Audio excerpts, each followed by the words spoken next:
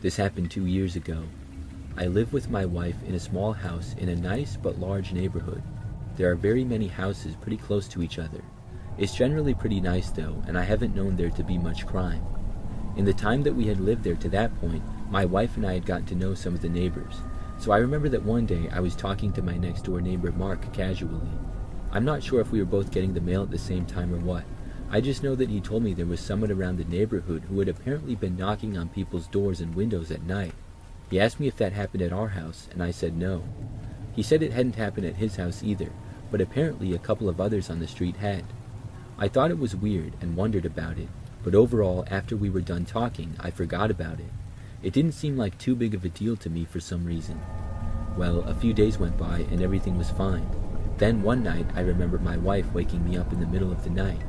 After I awoke, she told me that she heard someone knocking on our bedroom window. It was covered with the shades, so I couldn't see who was there. I wasn't hearing anything anymore, and my wife told me that it had stopped just before she had woken me up. I got up and went over to the window and looked out of it. I didn't see anything, and whoever it was had plenty of time to get away by then. I remembered the conversation with Marc, and I told my wife about it. We weren't quite sure what to do, if we should call the police or something. We ended up not doing anything though, and just going back to bed. I figured it was some prankster, probably a teenage kid who lived in the area. However, it was still not right to be scaring people at night like that. The next night though, it happened again. This time, I was still awake. My wife was in the other room, and I suddenly heard a loud banging coming from the back door. My wife had been near that end of the house, and she came running towards me. I then walked to the back of the house where the noise was coming from. Our windows are pretty much always covered at night, so I couldn't see anyone out there. However, as I walked to the back of the house, I continued to hear the knocking. Someone was literally banging on the back door about as hard as they could. Now, I was angry and annoyed, and I really wasn't that scared. I'm 6'2", about 200 pounds, so I'm decent sized, and I figured I could take whatever punk was out there. As the knocking was still going on, I swung the door open. There was a man dressed in all black as well as a ski mask and sunglasses standing there. This guy was taller than me, probably 6'5", but also fairly thin. He was probably about 190 pounds. He stood there right in front of me. I had been expecting like a teenager or something. The guy then shoved me in the chest, pushing me back, and to be honest, he was pretty strong and I was not expecting it. I fell to the ground just inside of my house. The guy then turned and ran off through our backyard and then into the neighbor's yard. Soon he was out of sight, and I got up and went straight for the phone and called the police. Looking back, I know I should not have opened the door like I did, and it was dangerous. Anyways, the cops came out and did a bit of an investigation. At the end of the day though, the man was not found. But also after that, he never returned. I still don't know who he is, and I hope I never see him again.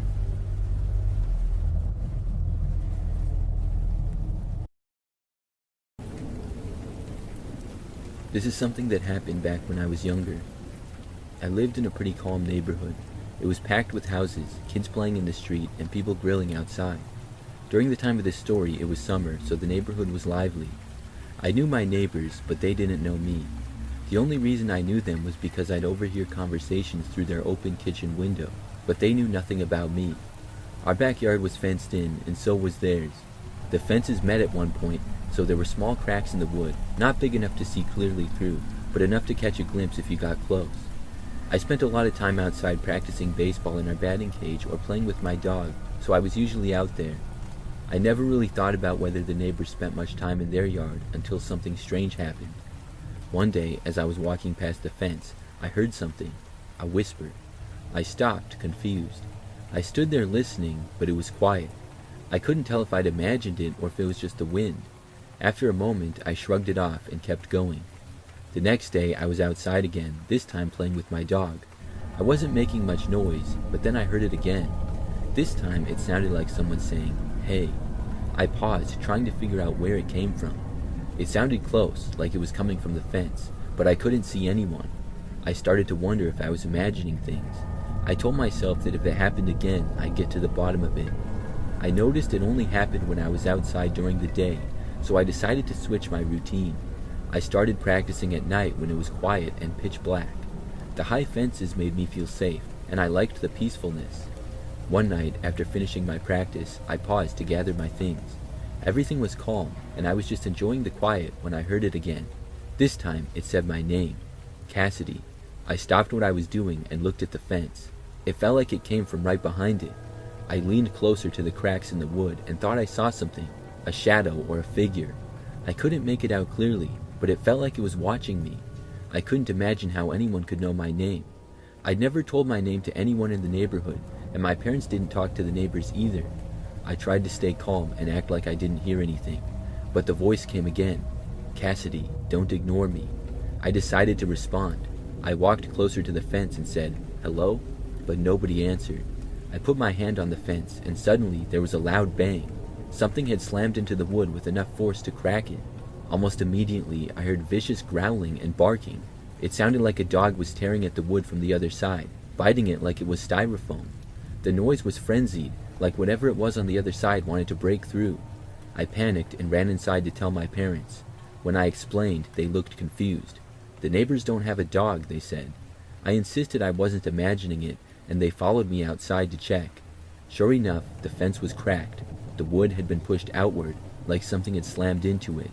We went over to talk to the neighbors. They seemed surprised when we told them what happened. They repeated what my parents said. "We don't have a dog. The only person in the backyard was our daughter, and she's 7. That didn't make sense. How could a 7-year-old break through a fence with enough force to crack the wood? The neighbors didn't seem to believe what we were saying, but their backyard had security cameras, so we asked them to check. We watched the footage. We didn't see anyone or anything near the fence.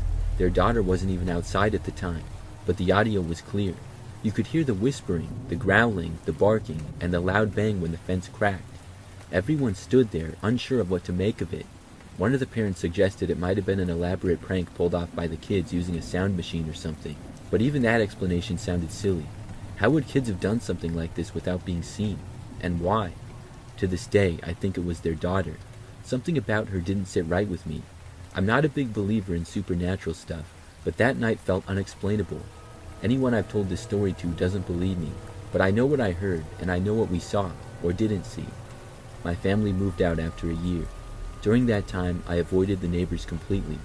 Occasionally, I'd catch their daughter watching me through the fence, just standing there, staring. I never acknowledged her.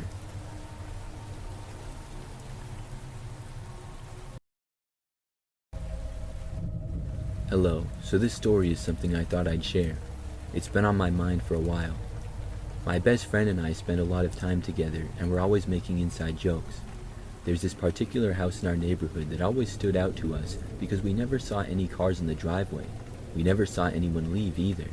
Once in a while, we'd catch a glimpse of a kid, which was odd because they had a basketball hoop on their deck, but we rarely saw it being used. My best friend and I started joking about it, calling the house the kidnapper's house. We laughed about it at first, but over time, the mystery started getting to us.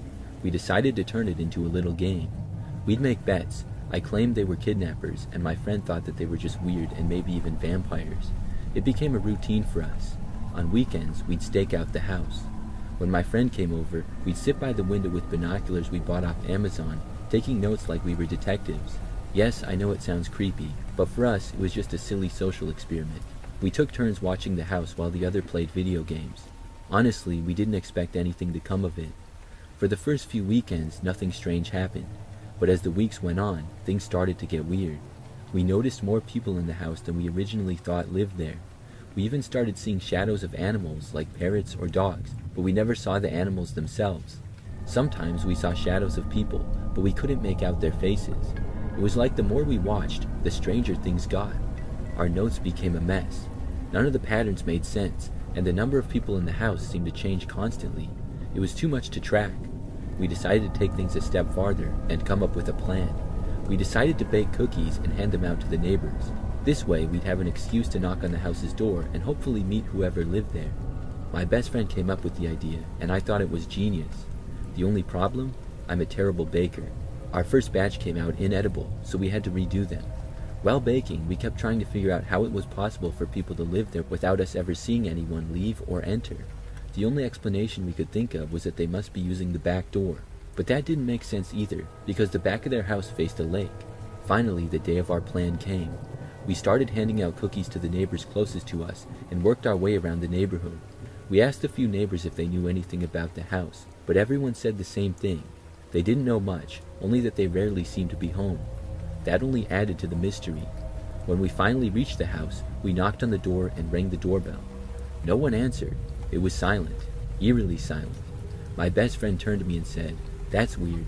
We've seen so many people there, yet there are no cars, no sounds, nothing." Then my friend noticed something. The door was slightly open, just enough for someone to push it the rest of the way. Curiosity got the best of me. I know I shouldn't have, but I couldn't let weeks of investigation go to waste. I pushed the door open and called out, "Hello?" My voice echoed, but it wasn't the kind of echo you'd hear in a big house. It was the kind of echo that happens when there's nothing inside. We stepped inside, and to our shock, there was no furniture. The living room we had been watching for weeks was completely empty. Room after room, there was nothing. No chairs, no dining table, no TV, nothing. We'd seen furniture before. We'd seen people inside, but now it was all gone. We wandered through the house, more confused with each step. It didn't make sense. If they had moved out, there would have been a moving truck or a for sale sign, but we had seen people there just a day ago. Then we noticed the basement door. My friend insisted we check it out, saying, "Everything weird is always hidden in the basement." I followed as we made our way downstairs. The basement was cold, with concrete walls and wooden floors. Parts of it felt strangely warm though, which only added to how unsettling it was. Despite searching the entire house, we found nothing. The water and electricity were still running, as if someone still lived there, but there was no sign of anyone. No furniture, no personal belongings, nothing. We left the house speechless.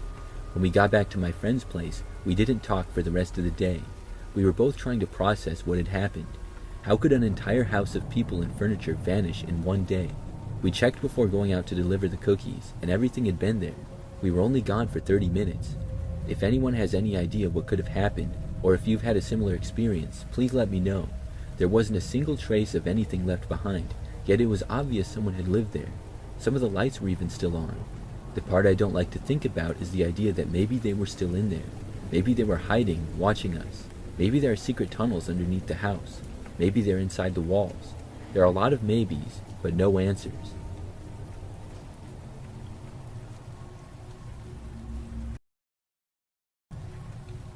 My neighborhood is usually the kind of place where you don't see much crime or strange incidents happening. That's why this particular night caught me so off guard. Everyone here has Ring cameras, and like those videos you see online, sometimes they catch something odd. Maybe someone trying to break in, or just a random person acting strange. My story is a bit like that. I live in a pretty uptight neighborhood. We're not the wealthiest, but we're far from being in a bad area. Everyone here is mindful about security, so strange occurrences are rare. One day, while watching the news, I saw a story about someone's Ring camera in our neighborhood picking up something unusual. It showed a person in a mask leaving avocados on people's doorsteps. I thought it was hilarious. When do you ever get the chance to live in a neighborhood with an avocado thief? Except this wasn't really a thief. They weren't stealing anything, just leaving avocados. The story caught my attention, and every few days there seemed to be new incidents with this avocado thief. I don't know why they called them a thief if they were literally giving things away. Honestly, I was hoping they'd leave an avocado on my doorstep, because I thought it would be hilarious. Plus, I wanted to catch it on my Ring camera and post it on TikTok. For 3 days, I waited, and then it finally happened. I caught the avocado thief on my Ring camera. I immediately sent the footage to the news, and soon after, my own house appeared on TV. Watching someone in a mask leave an avocado on my doorstep was one of the funniest things I'd ever seen. It made my day, especially since avocados are my favorite food. Not long after, the avocado incident stopped, and I was a little disappointed. Life went back to normal. I was busy scrolling on my phone and doing homework. A few weeks later, while my parents were watching the news in the kitchen, something caught my attention.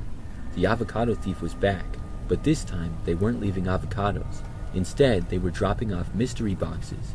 Some people received random Amazon items, things they actually needed, while others got completely pointless things, like a rock or a small tree.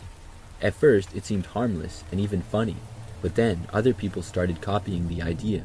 Strangers in masks were now showing up in the neighborhood, leaving pumpkins on doorsteps in December, or just standing outside homes without leaving anything at all. That's when things started to feel off. This wasn't playful anymore. I couldn't help but think, what if one of these people wasn't here for a joke? What if someone dangerous used this as an opportunity to harm someone? For a while, my house was left alone, and I figured I had nothing to worry about. That is, until one weekend when my parents went out of town. It's always when they leave that things seem to take a turn. I stayed home alone with my dog. a gentle lab who never barks and wouldn't hurt a fly. She's the kind of dog who would lick an intruder instead of scaring them off. That night, I was sitting in the living room, eating snacks and watching a movie, when my dog got up and looked out the window. Curious, I went to see what she was looking at, and there was someone standing outside holding a box. I thought, here we go again. I checked to make sure my Ring camera was recording, because I figured if the person wanted attention, I may as well let them have it. But this time, it was different. They just stood there, completely still, for what felt like an hour. I started to wonder if the sight of my dog was keeping them from approaching, or if they had something else planned. Eventually, I got tired of watching and I went back to my movie. When I checked again, they were gone. I looked outside, but didn't see anyone. My dog, however, started acting strangely. She was going from room to room, staring out windows she usually never paid attention to. Then, out of nowhere, she started barking. She never barks, so this really threw me off. I checked everywhere, backyard, front porch, side windows, but I couldn't find anyone. Somehow, they managed to ring the doorbell without being caught on the Ring camera, which made no sense. When I opened the front door, there was a box sitting on the porch with my name on it. That's when things started to feel personal. I hesitated to open it, unsure if it was some kind of a prank or something more sinister. To test it, I kicked the box gently. It slid across the porch easily, like it was lightweight. I kicked it again just to be sure, and that's when I noticed something strange. It left a dark, sticky substance on the porch. When I bent down to take a closer look, I realized it wasn't dirt, it was blood. I had a bad feeling as I took in the sight and smell. Whatever was inside the box wasn't normal. I didn't know what to do, but I needed to know what was inside. I grabbed a towel to cover my face and opened it carefully. Inside was a dead raccoon, its body completely hollowed out. I couldn't believe someone had left it there for me. At that moment, I realized this wasn't just some prank. Whoever did this was watching me, waiting for my reaction. I tried not to show any emotion, but it was too late. I kicked the box off the porch and ran back inside, locking the door behind me. Not 10 minutes later, I heard footsteps on the porch again. When I peeked from the upstairs window, another box was sitting there. This time, I didn't want to deal with it. I kicked it around a few times, and when I finally opened it, it was empty. But inside was a note written in cursive that looked to be on expensive paper. It said, "Why would you leave the back door unlocked?" It included my name. Panic set in. I rushed to the back door, and to my relief, it was locked, but there were muddy footprints leading into the house. I grabbed a knife and checked every room, calling out for my dog. She wasn't responding, and I started to fear the worst. Finally, I found her sitting in one of the bedrooms, unharmed, wagging her tail like nothing was wrong. But before I could breathe a sigh of relief, I saw a shadow move across the hallway. I quickly grabbed my dog and climbed out onto the roof through the window. From there, I could see the entire property. In the yard below, I saw a group of people gathering, holding what looked like another box. One of them asked, "Where is she?" I stayed on the roof for what felt like hours, hoping they wouldn't find me. I wasn't sure what they had in the box, but I could see them from the shadows, and I was trying my best not to make any noise. Then my phone buzzed. The sudden sound startled me, and I panicked. I worried they would hear it. The buzzing didn't stop. It was one airdrop after another. Fearing the noise would give me away, I grabbed my phone and threw it as far as I could. I quickly chased after it and repositioned myself to the front of the house, staying hidden from the shadows. From my vantage point, I could still see them, but now they couldn't see me. That's when I realized they weren't playing games anymore. Their reaction to losing sight of me was immediate and aggressive. It wasn't funny or lighthearted anymore. They were furious. I watched as they bolted into the woods, clearly disoriented. I knew the area better than they did, and I could tell they were headed straight for a swamp. This was my chance. I climbed back through the window, shut it, latched it tightly, and locked the door. To throw them off, I made it seem like I was still in the house. Then I grabbed my dog, put on her leash, and bolted out the front door. We ran as fast as we could to my neighbor's house. I banged on their door, desperate for help, even though it was really late at night. I probably startled them, but I didn't care. I just needed to feel safe. Later, I would see the irony. My escape was caught on their Ring camera.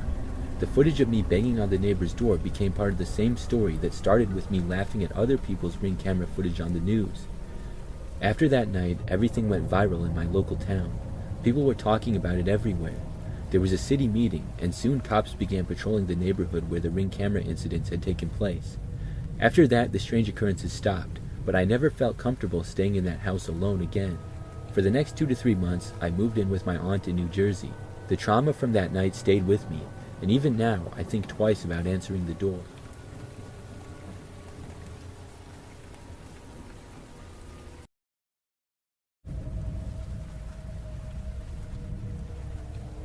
This happened back when I was 12 years old.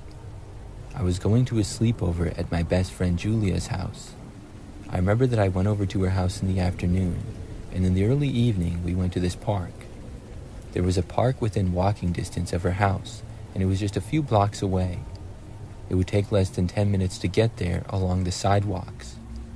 Julia and I both played softball together, so we went to the park to practice. The two of us walked there, and when we got to the park, we were the only ones there. It had one softball field, a few benches, a large open area of grass, and some trees scattered around. The park was surrounded by the residential neighborhood. So we started playing catch and did some fielding practice as well. Probably like 45 minutes into being there, only a few people had passed by. Occasionally somebody would walk their dog through the park or something like that. But then there was this man who we noticed. He walked to the park and was wearing sunglasses. The guy then went and sat down at this bench not far from the field. He sat down and just started watching us. We continued, not thinking too much of it. I didn't look at the guy for a long time. Probably 30 to 45 minutes after that, though, he was still there, and that's when we were about done. We then got our stuff and started walking back to Julia's house. Now we had to walk past the man because the bench that he was on was right next to the walking path. We did, and not long after, he got up and seemed to start following us. Because as we walked on the sidewalk and left the park, we could hear the guy about 30 or 40 feet back. Neither of us said anything, but when we turned and went up a block and the guy was still there, I think we were both thinking the same thing. I remember that Julia suggested we not go straight home and we take a different way. She didn't say why, but I knew it would be to try to lose the guy following us. At the end of that street, we went right instead of going straight. Then we went right again at the next block. I stopped hearing the guy, and after looking back, we didn't notice him following anymore. We then went and turned around, and then went around the block before going back to Julia Street. Once we got there, we did not see the man, and we went inside of her house. Julia and I hung out inside, and I had my sleeping bag and stuff to stay the night. So we were both in Julia's room just hanging out and talking hours later, and we both stayed up pretty late. We were the only ones still up by probably midnight. Julia's bedroom was at the front side of the house. I remember that her blinds were closed, but at one point she got up and looked out of the window. She then told me that she could see that creepy guy that was following us. I thought that she was joking at first, but as she kept looking outside, I got up to see for myself. When I got to the window, sure enough, he was there. The guy was standing on the sidewalk right in front of Julia's yard. He was still wearing sunglasses and kind of looking around. We were wondering what he was doing. Then he appeared to look over at us and notice us. We both ducked down immediately as fast as we could. After a few moments, Julia carefully looked up and slightly opened the blinds again. When she did, she said that he was coming into the yard. We both ran out of the room and into the hallway. Julia then went and woke up her parents. Meanwhile, I did not hear any kind of a knock at the door or anything. I wasn't sure where the man was. A few minutes later, Julia's dad went outside to look for the guy, but he was gone by then. We thought about calling the police, but did not. For the rest of the time, the guy did not return. Neither of us saw him again, but it still creeps me out to think back to it.